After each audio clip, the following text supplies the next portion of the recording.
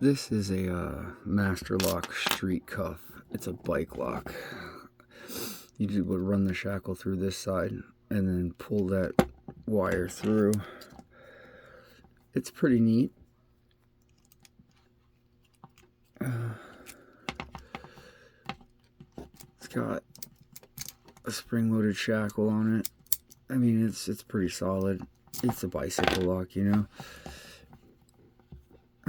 To get into it, I'm going to use Cobra Instruments turning tool and 32 thousandths. And I'm going to use my Peterson standard hook. Make sure you can see. So 1, 2, 3. Click out of 4. Maybe nothing on 3. 1, 2.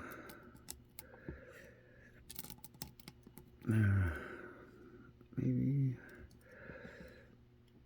All right, and then a click out of 1. And it's open. So it's not really a hard lock to get into. That small keyway is kind of, you know, just a little awkward, but it's not terribly hard to get into. But all around, I got it because it was a neat lock, and I liked it. I liked the idea.